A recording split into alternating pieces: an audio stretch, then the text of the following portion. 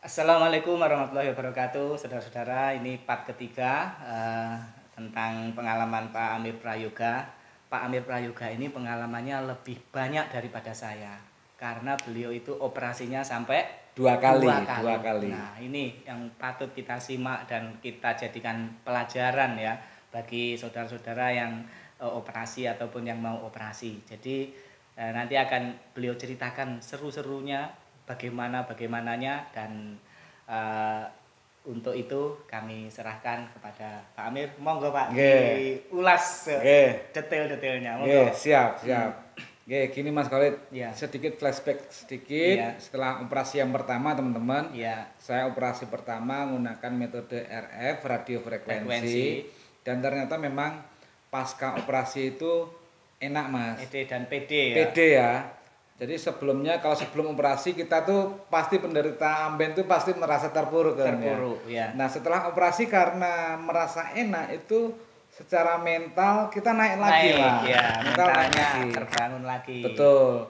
Dan kalau saya operasi RF itu setelah operasi dibuat duduk gini udah enak Mas. Enak. Jadi kalau awalnya buat duduk ini ndak bisa karena kepencet itu ya. Sekarang yang kepencet nggak ada. Buat duduk enak. Iya. Nah, buat duduk enak, buat jalan enak. Saya pun juga nggak merasakan keluhan yang berarti ya. Cuman hanya keluhannya belum bisa pipis sama BAB. Ya.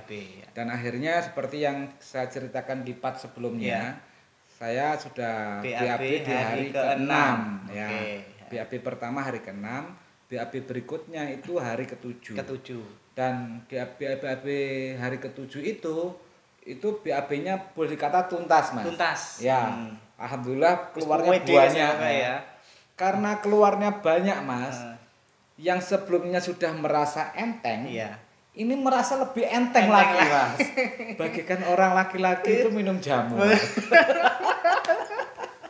Jadi orang laki-laki minum jamu kan merasa enteng. Ya. Nah, karena merasa enteng dan akhirnya merasa enak. Sehingga yang sebelumnya yang saya khawatirkan setelah operasi ini apakah terjadi disfungsi. Nah, akhirnya ya hari ke-7 itu sorenya saya mencoba untuk ngetes ya ngetes dengan partner saya dengan istri apakah masih berfungsi atau enggak. Nah, akhirnya kita itulah bergumul. Dan saya nggak tahu ternyata Mas, apakah itu pantangan atau enggak, karena di YouTube-nya Mas Khalid ini saya belum mencari seluruhnya ya. Saya belum mencari seluruhnya apakah boleh berhubungan badan dengan istri atau suami setelah 7 hari gitu ya. Kalau saya belum berani. Saya setelah 1,5 bulan paling. Oh gitu. Ya, kalau enggak 1 bulan, 1,5 bulan. Iya. Intinya kalau sudah cukup sembuh lah ya. Sudah merasa agak enak ya. Merasa 7 hari itu saya masih seru-serunya. Enggak berani. Iya. Dan akhirnya yang saya rasakan alhamdulillah ternyata masih normal. Masih normal ya. Sama. Tidak disfungsi ya. Alhamdulillah masih karena normal. Karena ada yang tanya juga di YouTube. Kata orang gitu. Operasi ambeien itu menyebabkan impoten. Oh gitu. Ada itu yang nanya. Terus kalau salah itu kemudian saya jelaskan juga ada teman saya bahwa itu tidak apa-apa. Contohnya ya saya sendiri, saya membuat contoh sendiri dan saya cari referensi ternyata tidak ngefek. Jadi nggak usah takut ya. Nggak usah takut. Ini berdua ini sudah membuktikan. Monggo. Dan yang terjadi sorenya itu ketika saya mencoba ke kamar kecil Mas, biasalah untuk pipis atau apa ya, untuk buang air kecil, ternyata akibat melakukan hubungan badan di masa 7 hari pasca operasi tadi akhirnya terjadi pendarahan Mas. Pendarahan di anusnya ya? Di anus ya. Yang bekas operasi. Apakah itu bekas operasi atau bukan saya nggak ngerti. Yang pasti ada pembuluh darah yang pecah di situ. Nah, pantangan ini teman-teman bisa jadikan pelajaran ya. Tahan dulu ya. Yang penting sabar dulu, benar kata Mas Khalid, harusnya 1 bulan ke atas ya, jangan dicoba 7 hari. Bapak-bapak penting ini. Udah, insya Allah nggak ada terjadi disfungsi lah. Betul. Asal sabar. Iya. Wis cukup saya aja yang nggak sabar. Dan ini memberikan pelajaran sangat berharga. Betul. Karena diam-diam banyak yang nanyakan di itu. Oh, ngaten. Ya, saya ada yang nanya, ya ibu-ibu tanya misalnya berapa hari boleh melakukan. Mungkin suaminya sudah nggak tahan ya, karena ini yang sakit ibunya. Oh, ngaten. Kalau yang ibu-ibu saya menyarankan ya ketika sudah merasa enak ya. Kepada bapak-bapak, beliau ini sudah menjadi tester. Ini testernya, ini yang pengalaman 7 hari jangan, mungkin ya setelah sebulan lah ya. Betul, seharusnya setelah sebulan dan lain-lain. Monggo. Nah, akhirnya Mas, karena pembuluh darah saya pecah dan saya minta tolong ke istri juga panik waktu itu, banyak darah yang keluar dari anus saya. Akhirnya saya waktu itu boleh dikatakan pingsan, Mas. Pingsan ya? Sampai tahap saya pingsan gitu ya. Akhirnya ya istri langsung menghubungi rumah sakit terdekat dari lokasi rumah, minta ambulan, kemudian sampai didatangi ambulan. Betul, datang ambulan. Wing. Betul ya, tetangga mungkin ada yang gopoh dan ada apa, sakit apa gitu ya. Ambeien naik ambulan. Datang ambulan ke sini, kemudian saya tuh kan waktu itu lagi di kamar atas Mas, lantai 2. Itu turun digotong 4 orang laki-laki. 4 orang laki-laki. Ini lebih seru ini. Saking karena keluar darahnya banyak sampai bikin pingsan Dan akhirnya dibawa ke rumah sakit. Singkat cerita, di rumah sakit hasil analisanya oleh dokter bedah itu saya dinyatakan harus dioperasi. Operasi lagi. Nah ini 2 kali berarti. 2 kali, tapi operasi yang pertama operasi ambeien, yang kedua ini operasi menutup pembuluh darah yang pecah. Betul. Tapi tetap di situ kan tempatnya? Tempatnya ya sekitaran itu juga. Kalau operasi saya kan kena ambeien luar Mas ya. Iya. Nah, sedangkan yang pembuluh darah yang pecah ini lokasinya agak lebih dalam. Ya.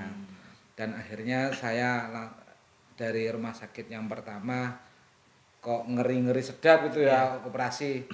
Akhirnya saya lebih percaya ke rumah sakit yang di Surabaya Mas waktu itu. Dan akhirnya saya ke Surabaya, ditangani oleh itu di rumah sakit yang pertama sempat nginep atau sempat nginep semalam. Nginep semalam karena wis mental saya rusak waktu itu ya. Kok bisa drop padahal happy gitu ya. Kemudian akhirnya saya dilarikan esoknya, 2 hari setelahnya saya langsung ke Surabaya. Kemudian dioperasi lagi yang kedua, tapi bukan operasi di tempat operasi, tapi operasi yang lebih dalam lagi areanya di anus itu. Dan operasi yang kedua ini ternyata lebih lama Mas Khalid ya. Ada semacam alat apa ya, dimasukkan ke anus itu, sakit banget. Pokoknya sakit banget waktu itu. Saya merasakan operasinya sakit gitu ya. Nah kemudian operasinya lebih lama, pasca operasi juga stresnya, isolasinya 2 jam. Kemudian tidak seperti operasi yang pertama. Nggak boleh pulang? Pulang boleh Mas, langsung boleh pulang. Cuman operasi yang pertama saya pulang nyetir, operasi yang kedua saya disetirin Mas. Nah, kemudian badan ini terasa limbung gitu ya. Badan terasa limbung atau karena apa nggak tahu saya, karena darahnya belum seimbang atau gimana ya. Betul. Dan akhirnya ketika sampai rumah, yang saya rasakan dari operasi yang kedua ini lebih berat. Jadi kalau operasi yang pertama itu enak, habis operasi enak sampai hari ke-7 makin enak. Operasi yang kedua nih kalaupun model grafik gini Mas. Operasi pertama naik enak-enak, jeglek. Habis pendarahan, operasi kedua jeglek lagi. Jegleknya enggak di titik ini, tapi lebih turun lagi. Nah, itu yang terjadi teman-teman. Tambah stres ini. Jadi kalau orang pasca operasi rata-rata kena mental, saya operasi yang kedua ini kena mental. Betul. Karena apa Mas Khalid? Nah, kursi yang kita dudukin ini jadi saksi bisu. Nah, saksi bisu dia ini. Jadi mulai operasi yang kedua sampai 10 hari pertama Mas Khalid, saya tuh tidurnya di kursi ini. Jadi tidurnya di kursi ini. 2 duduk hanya untuk makan, bangkit hanya untuk ke kamar mandi atau mau wudhu gitu ya. Terus habis itu sholat pun saya nggak bisa duduk gini mas. Sholat pun saya tiduran, berbaring ya, bersandar ada bantal di sini gitu ya. Sholat seperti itu. Yang saya rasakan, aduh kok kayak gini ya sakitnya. 10 hari pertama dari operasi yang kedua itu lebih seru lah ya, boleh kata lebih seru. Dan memang penyembuhannya makin lama akhirnya mas.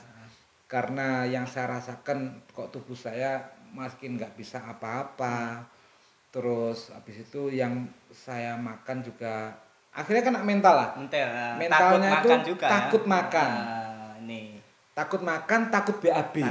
Ya, itu di 10 hari pertama. Yang terjadi akhirnya boleh teman-teman saya cerita dikit. Dulu sebelum saya operasi itu BAB saya berat badan saya, BB saya itu 88 mas. 88 wih. 88 kilo. Gede betul, perutnya besar, pokoknya gede semua gitu ya. Buntut bulat gitu loh orangnya. Orangnya bulat.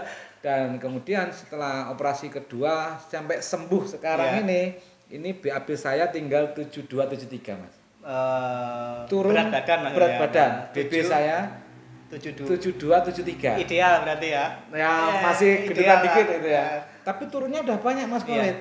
15 sampai 16 kilo. 15 kilo, 16 betul, kilo. Ya. Jadi kalau yang turun 5 kilo, 10 kilo alah itu. Iya, itu masih biasa. Saya turun sekitar 5 kilo. 5 kilo ya. Kalau saya berat badan sebelum operasi itu 55 terus sempat setelah operasi 50. Oh, ngata. Sekarang kayaknya sudah balik 55 lagi. Oh, nggih. Makan saya sudah bebas sekarang. Oh, ngata. Nggih, sekarang 7. Sekarang 73. Berarti turun 16 tadi ya. Turun 16 kilo. Makanya kelihatan lebih suspek. Kalau sebelumnya serius celananya ya apa ini? Celana ini yang saya pakai ini celana 6 tahun yang lalu, Mas. Celana 6 tahun yang lalu. Iya. Itu. Nah, kemudian setelah 10 hari saya jadi mikir. Saya muter lagi videonya Mas Khalid. Video Mas Khalid buka-buka website. Apa yang mesti saya lakukan? Kalau Mas Khalid ceritanya habis operasi kan boleh makan apa aja. Karena ya mungkin sudah setelah 5 hari, 6 hari, hari-hari berikutnya sudah bisa BAB pelan-pelan itu ya. Nah, saya itu malah setelah operasi yang kedua itu takut BAB Mas gitu kan. Karena kejadian itu saya jadi takut BAB.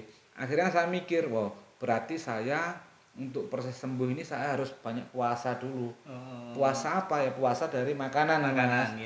Sehingga kalau saya sendiri proses penyembuhannya kan kawan itu mungkin orang lain prosesnya betul. Ya, ini. Lain prosesnya untuk proses sembuh. Kalau saya jalanin diet teman-teman. Jadi saya jalanin diet. Kalau pagi minum, yang saya lakukan pagi itu minum jus ya sembarang jus lah, jus tomat juga pernah, jus melon pernah, jus apokat, pokoknya buah lah. Kalau saya nyarankan tomat tuh apa Mas gara-gara? Gara-gara itu murah. Mudah dicari. Betul. Bakul yang keliling itu pasti ada tomat. Makanya saya menyarankan sebenarnya ya buah naga itu kan agak mahal kalau buah. Kalau jus tomat kan orang-orang di kampung mesti gampang dapatnya dan itu saya selalu nyarankan yang itu saja. Oke. Nah, saya pagi itu makanannya jus ya. Jus ya yang saya konsumsi jus, kemudian siangnya nasi. Nasi itu ya karena lembek ya. Karena saya lagi proses untuk sembuh, semangat untuk sembuh, siangnya nasi putih sama nggak tahu lauknya sembarang lah ya. Tapi yang pasti menghindari sambal waktu itu. Masih trauma sama sambal gitu ya. Padahal ada yang bilang itu nggak ngefek katanya. Padahal nggak ngefek ya. Ada yang kemarin itu memberi referensi itu. Oh iya. Tapi kan kita tetap takut ya. Kita takut, iya. Saya merasa makan sambal dikit itu udah di bibir perih Mas. Perih pedes gitu. Jadi siangnya pakai nasi, kalau malamnya saya cemilan. Cemilan saya itu kacang Mas. Oh kacang ya. Iya, karena ya baca-baca informasi juga kacang-kacangan saya pakai kacang kedelai. Karena murah tadi di Indomaret atau di mana tuh ada ya kacang kedelai. Ya mungkin ini baru ini ya, dicoba bisa dicoba ya. Kacang kedelai. Nah itu saya konsumsi terus karena ya kalau kacang-kacangan mengandung banyak protein. Nah, ini bisa menggantikan nasi, kebutuhan protein atau karbo yang masuk dari selain nasi. Nah itu kacang-kacangan, kacang goreng lah itu waktu itu ya. Nah itu saya lakukan tiap hari teman-teman. Iya. Tiap hari saya lakukan sampai ya sampai kurang lebih 2 bulan. Dan itu yang membuat saya secara berat badan drop turun ya. Tapi saya masih ada energi untuk melakukan aktivitas. Tapi memang aktivitasnya ya terbatas. Cuman pada masa proses penyembuhan ini karena mental saya drop, saya harus menata apa yang masuk dulu. Saya mempositifkan pikiran saya, terus membaca dan nonton videonya beliau yang terus menyemangati teman-teman se-Indonesia. Tapi ada yang dari Malaysia ya? Ada. Banyaknya pakai kongsi itu kan bahasa Malaysia kongsi kerjasama? Ya, itu Malaysia. Habis operation kan pakai bahasa Inggris, ini berarti orang campuran mereka ya. Nah, itu biasanya orang Malaysia. Enggak apa-apa, yang dari Malaysia silahkan bergabung juga. Ya, kemudian itulah yang menyemangatin saya yakin akan sembuh. Dan akhirnya mulai 1 bulan setelah operasi pertama atau 2 minggu setelah operasi pertama, operasi kedua, saya mulai tiap hari itu saya coba BAB Mas. Apapun keluar nggak keluar, saya kasih air hangat, persis seperti Mas Khalid bilang. Saya kasih air hangat, saya kasih larutan PK, kalau PK atau betadin ya. Kalau apa itu Detol kalau saya. Detol, nggih. Larutan PK atau Detol, pokoknya seperti itu. Setiap BAB saya jadwalkan tiap pagi. Nah keluar nggak keluar seperti itu. Tiap hari yang saya makan seperti itu, saya ritmenya BAB seperti itu. Dan keluarnya sama Mas, kecil-kecil. Iya betul. Jadi kecil-kecil. Sampai ledes. Kalau saya panjangnya sekorek ini teman-teman ya. Kalau saya nggak sampai, kayak kanunya kambing itu loh. Cenil. Begitu. Ya, kalau saya sekorek ini ya, sekorek ini ya mungkin 21.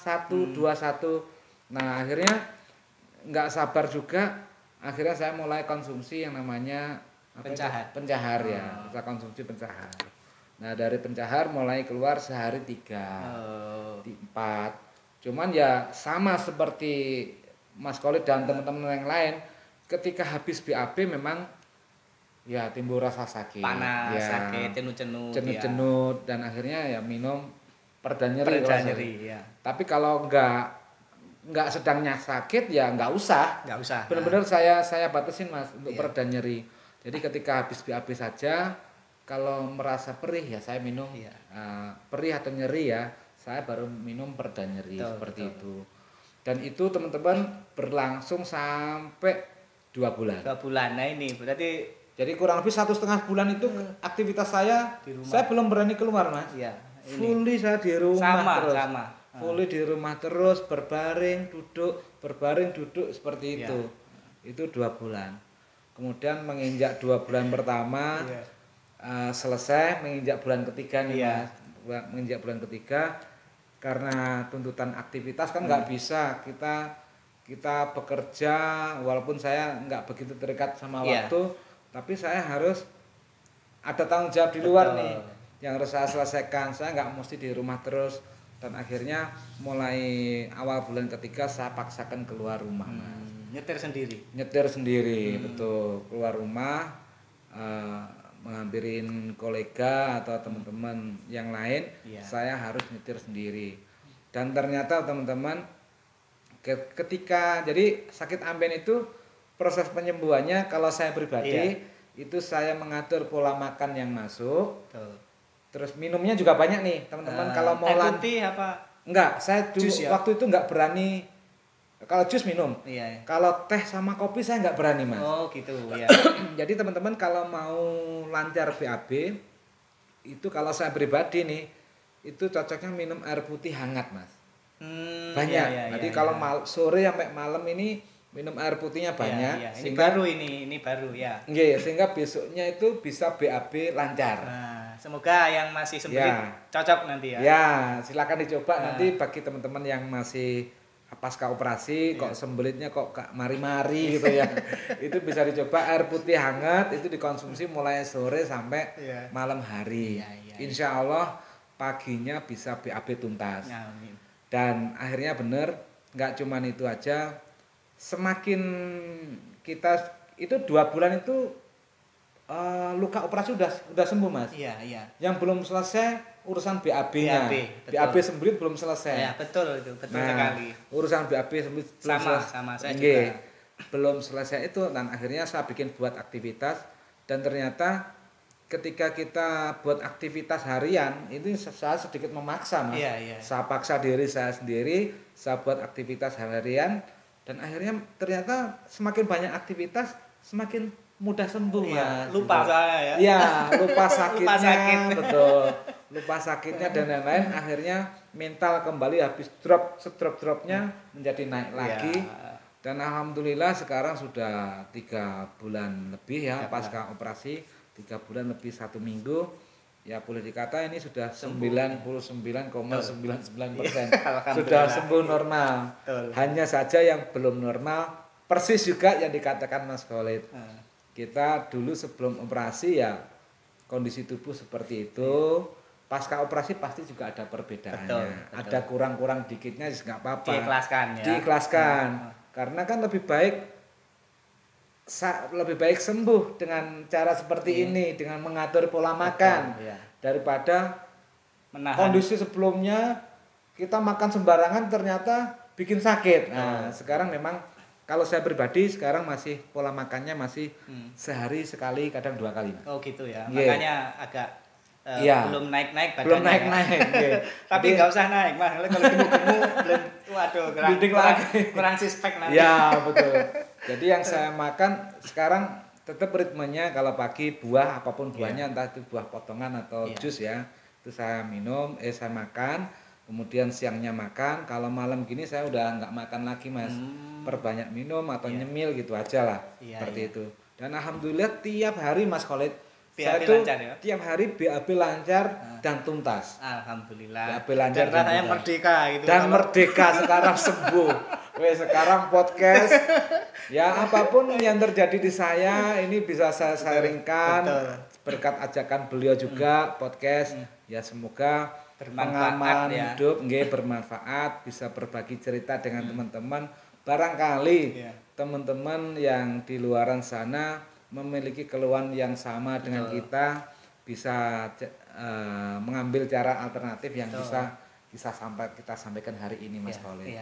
Begitu proses lengkapnya dari saya. Mantap, dari awal sampai alhamdulillah sekarang sudah sembuh Mas Khalid. Ini saudara-saudara luar biasa pengalaman beliau, lebih banyak, lebih tragis betul tragis dan ini harus menjadi penyemangat bagi saudara-saudara. Dan saudara-saudara, beliau ini kalau pengen kontak, pengen namanya berteman di Facebooknya, beliau adanya Pak Amir Prayoga. Betul bisa, ya. Silahkan dicari Pak Amir Prayoga. Beliau aktif juga di Facebook. Ya. Kalau YouTube mboten bikin ya? YouTube belum. Channelnya belum saya hidup. Oke. Dan ini pengalaman yang luar biasa. Semoga bermanfaat dan menjadi jariah beliau. Karena memberikan manfaat kepada orang lain.